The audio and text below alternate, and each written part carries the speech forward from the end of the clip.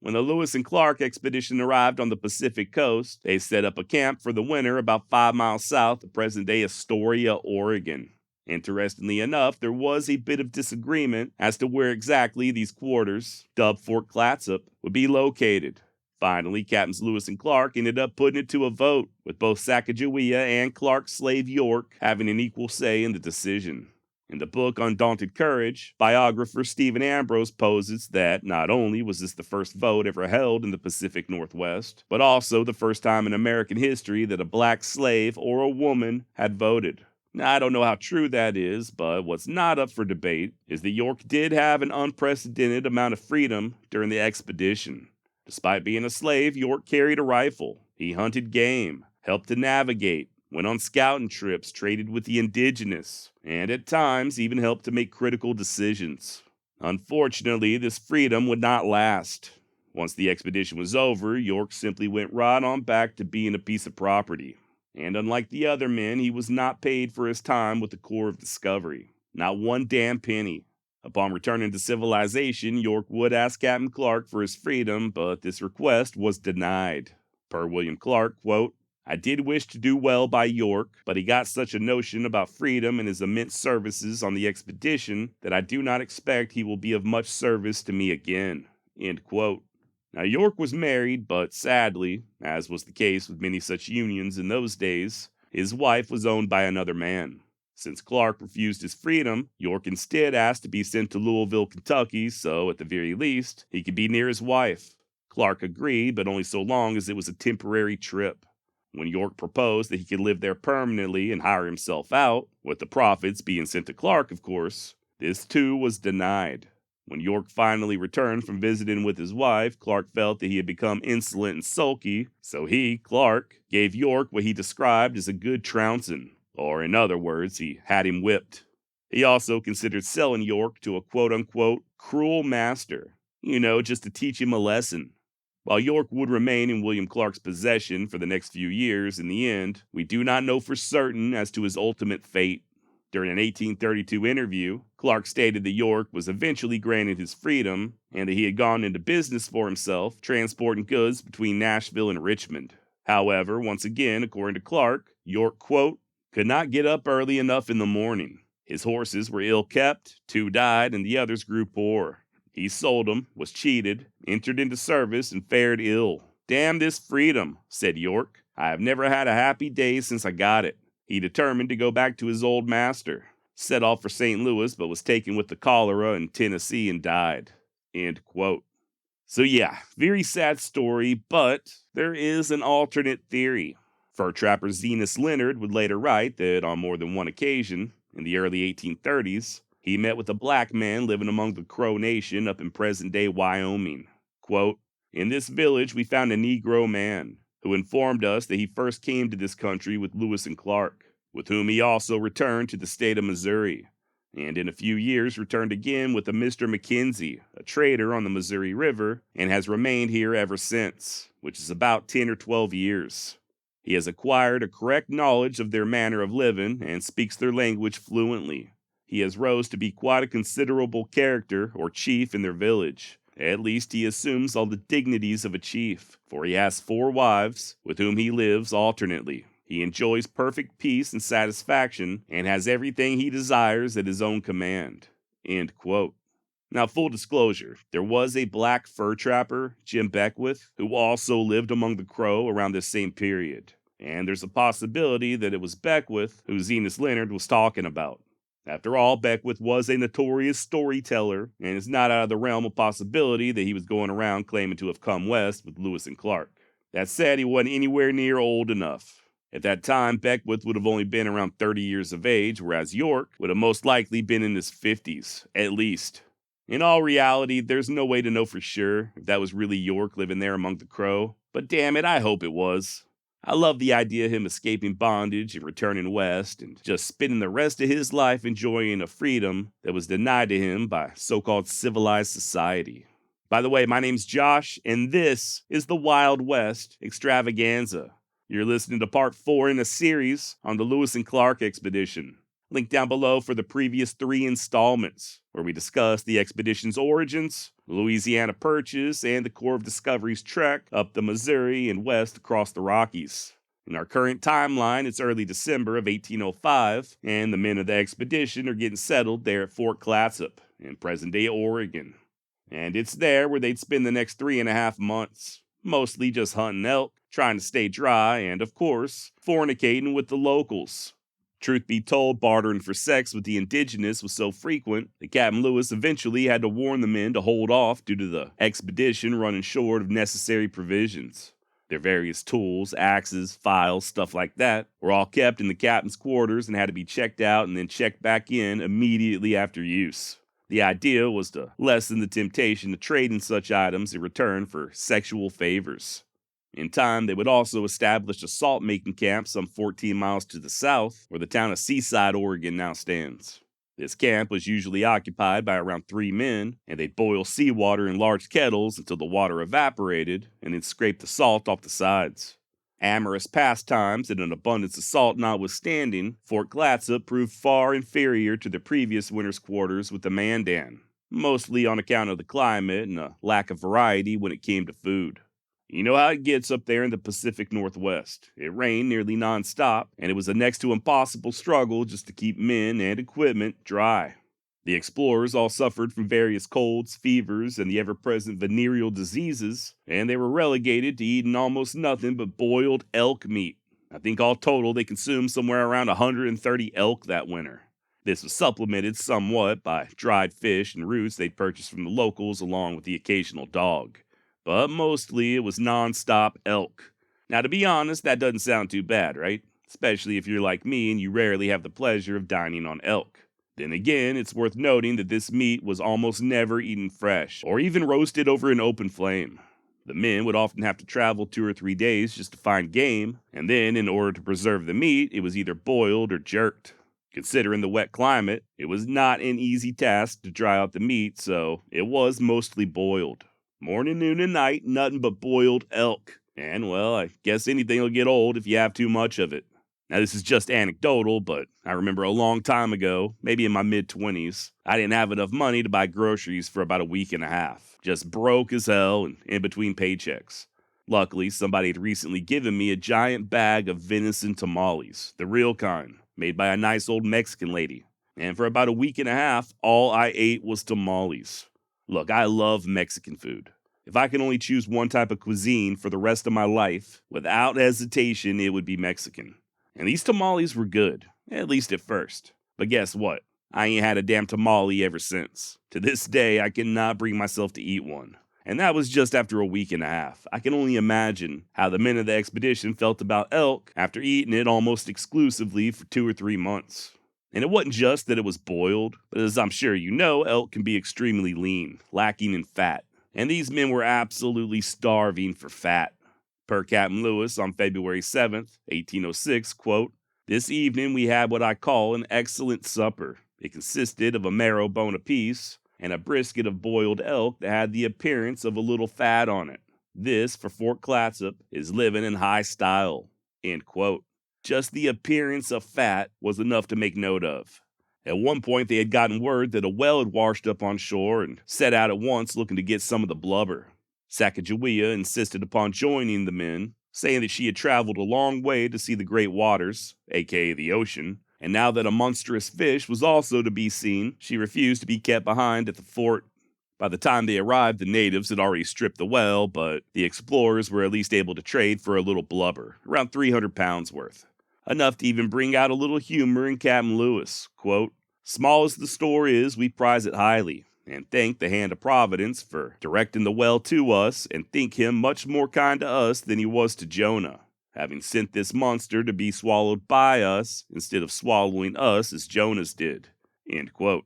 By the way, big shout out to any new listeners or members of the Whistleverse who have recently discovered the Wild West extravaganza, thanks to Simon and David over there at Casual Criminalist. If you're not familiar, Simon Whistler is probably one of the hardest working YouTubers out there.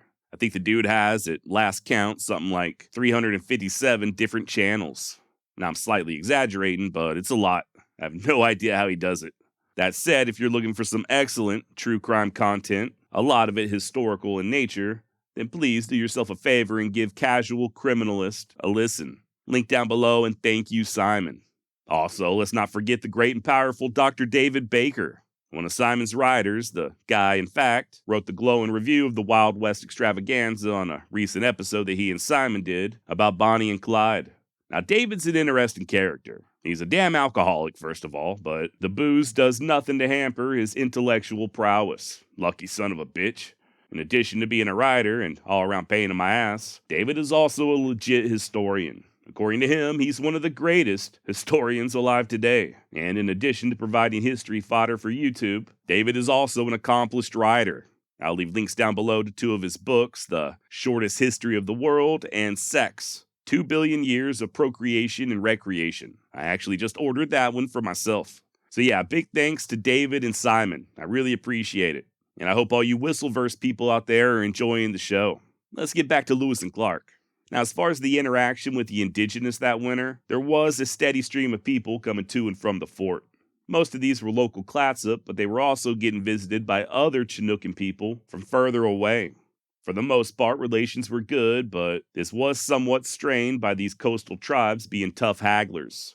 Unlike many of the other nations that the expedition had encountered, these Chinookans had frequent contact with Europeans in the form of trading ships that would anchor off the coast each summer. As such, they weren't as equally impressed by the small trinkets that the Corps still had available. The men of the expedition had orders to treat the indigenous in a friendly manner, and they were forbidden from striking or assaulting them. If a problem arose, they were to get one of the sergeants, who in turn would find either Captain Lewis or Captain Clark and let them handle it. Now, recently a listener asked about an incident involving some type of thievery, possibly of Meriwether Lewis's own rifle, there at Fort Clatsop. And in response, Captain Lewis threatened to unleash a vial of smallpox upon the offending natives. He didn't have any actual smallpox, mind you, but the indigenous would have had no way of knowing that, and they soon returned the stolen item. Now, I had never heard anything about this, but I did look into it, as I promised to do, and was unable to find anything of the sort ever happening. As far as I'm aware, about the most serious argument that occurred there at Fort Clatsop involved some Chinooks traveling a long distance to visit the fort. Apparently, they had a strict rule of not allowing natives to spend the night inside the fort, so that evening, come sundown, Lewis ordered these visitors to leave. This irritated the Chinooks, and words were exchanged, but that's about the extent of it.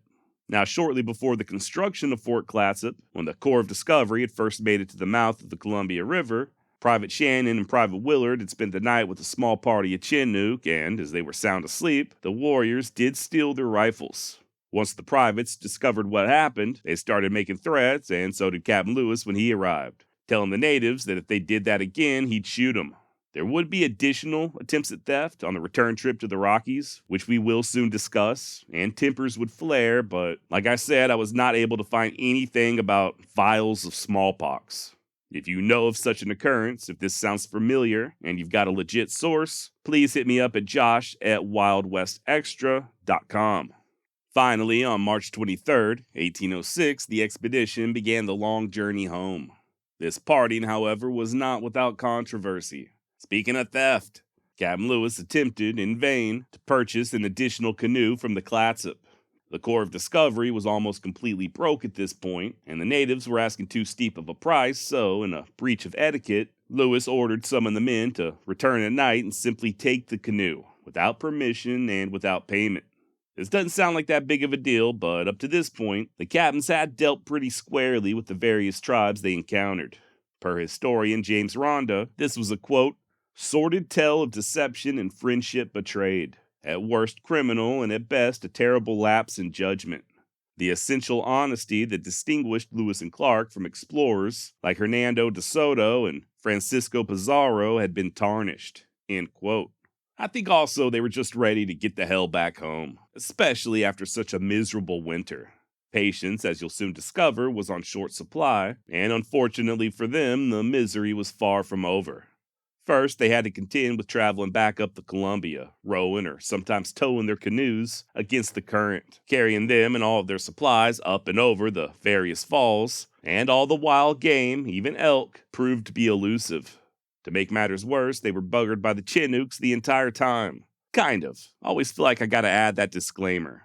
This stretch of the river was relatively well populated, and these tribes were friendly for the most part, as they had been the previous fall.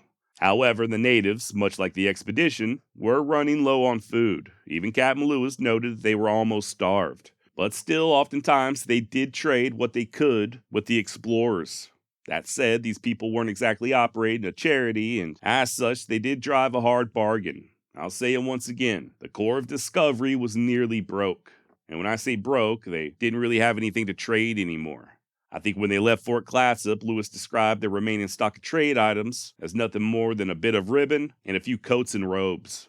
That being the case, they often couldn't afford the steep prices that the locals were asking when it came to food. I have to imagine that this led to at least a little animosity. And then, on top of that, some of the natives, upon whose land the expedition was crossing, mind you, began to steal from them.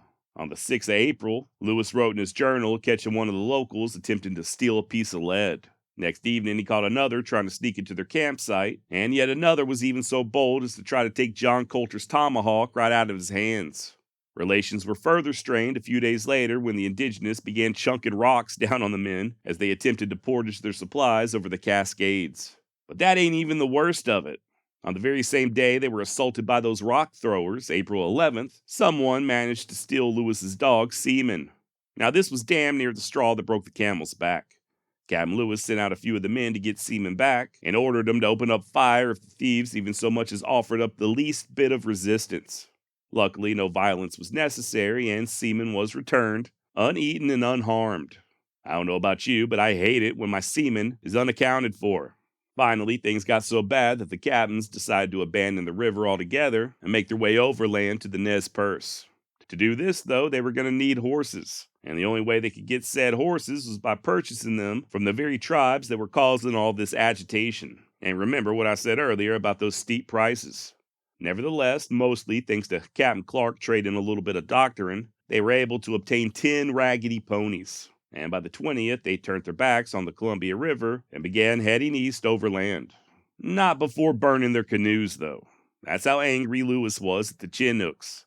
Rather than leave anything behind for them to use, Captain Lewis instead ordered it all piled up and burnt, even the paddles. And once more, things nearly took a turn for the deadly. Lewis caught one of the natives trying to make off with a small, insignificant item. I think it was an iron socket or something like that. It came off of one of the discarded paddles. And he ended up putting a pretty serious ass whooping on the man. Lewis then informed the thief's companions that he would, quote, shoot the first of them that attempted to steal an article from us, that we were not afraid to fight them, and that I had it in my power at that moment to kill them all and set fire to their houses, end quote. So yeah, patience was strained to say the least. And it was not over yet. A day or two later, Toussaint Charbonneau fell off his horse, and one of the natives tried to make off with his saddle pad. Lewis once more threatened to burn their homes down, and the saddle was soon returned. Once again, I know I keep saying this, but for what it's worth, these Chinookan villagers left no written journals of their own, so unfortunately, we only have one side of the story. And you know how that be. That said, once the Corps of Discovery left the river and began trekking east, they did start to encounter what they considered to be much more agreeable tribes, like the Walla Wallas and Yakimas. Ended up spending a few days with them, and a good time was had by all. Hell, the captains were even able to trade for additional horses. However much Lewis may have hated the Chinook, he felt the exact opposite about the Walla Wallas. Writing, quote, I think we can justly affirm to the honor of these people that they are the most hospitable, honest, and sincere people we have met with in our voyage, end quote.